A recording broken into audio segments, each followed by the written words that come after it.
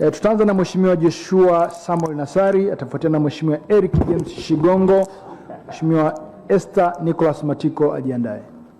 Ndugu mwenyekiti, nashukuru kwa kunipa fursa na mimi leo naweza kuchangia kwenye wizara hii ya Maliasili na Utalii, na zaidi sana nikiwa ni mchangiaji wa kwanza kwenye wizara hii.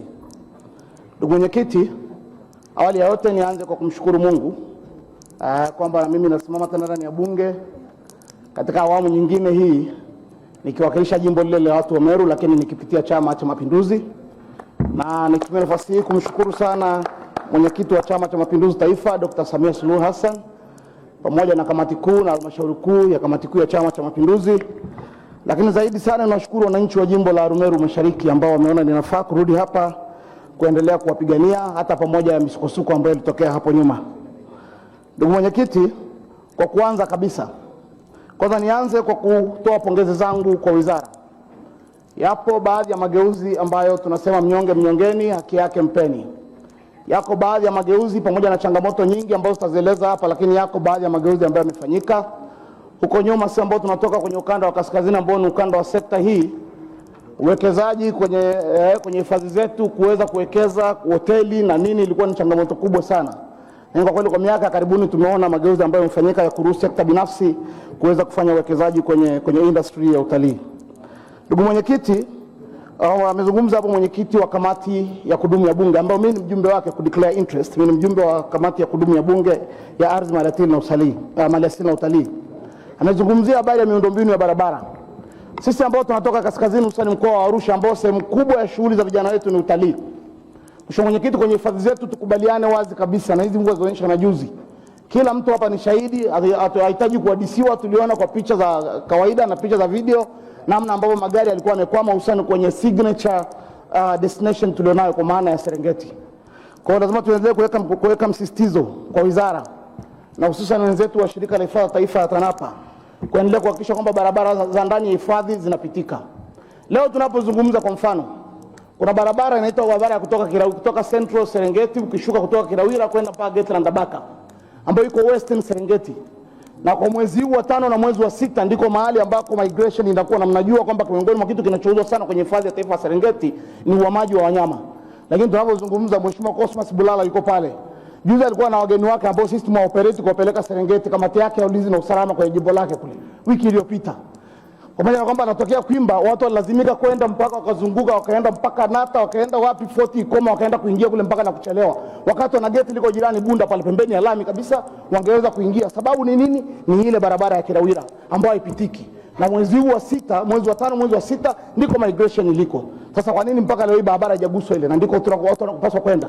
Hali kadhalika tumetoka juzi tumeona wageni wakikwama. Ni kumshukuru Mungu tu kwamba hatukuona mgeni akichukuliwa na maji. Leo sisi tungekuwa tunaficha wapi uso wetu. Kwa hiyo tunazungumzia habari ya miundombinu na madaraja kule ndani. Hali kadhalika eneo la Kogatende, kuna wakati ilifika hatua hadi madereva wakapigwa fine pale na wengine kufungiwa kwa sababu wageni walashindika kushuka ndani ya magari ili waweze kuona kivuko, kwa maana ya migration wanapovuka pale kwenye Mto Mara. Lakini sababu ni moja tu, kwamba wale Kogatende daraja ni la chini, mvua ikinyesha kidogo tu maji yanajaa, mwezi kupita juu, watu wote inabidi mbaki upande mmoja, wakati daraja lingekuwa la juu wangeweza kuvuka wakaangalizia kwa pande zote mbili. Ndugu mwenyekiti, jingine ambalo napenda kuzungumzia ni idadi ya watalii hapa ndani. Mheshimiwa Rais amepambana sana kunyanyua sekta ya utalii, na kwa kweli lazima tumpe maua yake. Baada ikafika hatua yeye mwenyewe kuamua kutoka ofisini kwenda kuigiza filamu ya Royal Tour. Lakini bado kuna namna ambavyo tunamwangusha. Yeye amesema kufika 2030 anatamani kuona watalii milioni 8 kwenye nchi hii. Leo hii wizara inatuambia watalii wamefika milioni 5 na laki 3. Tunashukuru, tunawapongeza. Lakini ukweli ni kwamba hizi takwimu ukifuatilia ni takwimu zinazochukuliwa kwenye boda, kwenye mipaka yetu ya kuingilia. Uhalisia ni kwamba kuna mtu amehesabiwa kwamba ni mtalii katika milioni 3 na laki 8, lakini alikuja pale Mangola Karatu kuja kununua vitunguu kutoka Kenya, naye anaambiwa ni mtalii. Ukienda pale Rombo kuna watu wanavuka pale kuja kufanya biashara ya mahindi pale Olili na Tarakea na wapi, nao wanahesabiwa kwamba ni watalii katika watalii milioni 5. Huu si ujinga? Tunajipongeza wenyewe, tunajipanga, yani tunajitekenya na kucheka. Tunajiambia tumefika watalii milioni 5 wakati ni takwimu. Tunataka takwimu za watalii ambao wanakwenda kweli kwenye destination zetu za tourism, kwa sababu the country is blessed. Tuache kuzunguka hapa. Nchi imebarikiwa na kila kitu ambacho tungekitaka. Ina kila kitu ambacho mataifa mengine yanatuonea wivu, lakini bado hatujatangaza ipasavyo. Bado leo hii tunaendelea tunapita na watalii Morocco, ukienda tunapita, ukienda Afrika Kusini unapita, ukienda wapi unapita, wakati tuna vituo vya kutosha hapa. Mheshimiwa Spika, jambo jingine ambalo ningependa kulizungumza ni hili habari la migogoro. Na hili naomba nizungumze nikiwa na uchungu mkubwa, ndugu mwenyekiti. Mimi natoka jimbo la Meru. Niliwahi kuzungumza hapa bungeni wakati wa kamati yetu ikisimamia migogoro na Mheshimiwa Nape. Miongoni mwa maazimio tulizungumza wakati ule ni kwamba mambo haya ya utoaji wa maeneo ambayo hifadhi nataka kuyachukua lazima ufanyike ushirikishwaji. Nilipokuja kuondoka hapa mheshimiwa, mimi nilipata neema ya kuwa mkuu wa wilaya, nimekuwa mkuu wa wilaya 4. Kwa hiyo nikageuzwa kutoka kupigania wananchi kwenda kusimamia shughuli za serikali. Pale Bunda kuna kata inaitwa Nyatwali, imehamishwa kata nzima. Tangu mwaka 1996 walikuwa serikali imeshindwa kusogeza watu pale. Ilikuwa kila wakijaribu ni migogoro, imeshindikana. Jambo lile nimekuja kufanikiwa nikiwa mkuu wa wilaya na nilisimamia mwenyewe. Nini nilichofanya? Moja ya jambo nilifanya ni ushirikishwaji mheshimiwa. Mimi nilichukua timu ya watu kutoka serikalini, ofisi ya rais ya wapi, nikaomba kuandikiwa document ya kuongoza zoezi. Nilipopewa ile document nikawachukua. Nimekwenda kwenye chama, kamati ya siasa ya wilaya, tumefanya wasilisho.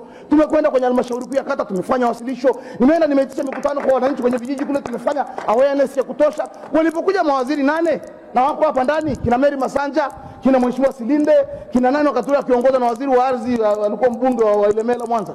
Alipokuja baada ya kwenda kwenye mkutano kwa wananchi, aliambia mheshimiwa, na sasa tumekuja kufanya nini bwana, kazi imeisha hapa? Kwa sababu walifika wakakuta tayari wananchi washajiandikisha zaidi ya 100 kuomba wenyewe wafanyiwe uthamini, kwa sababu we engage them na tulihakikisha haki zao zinalindwa.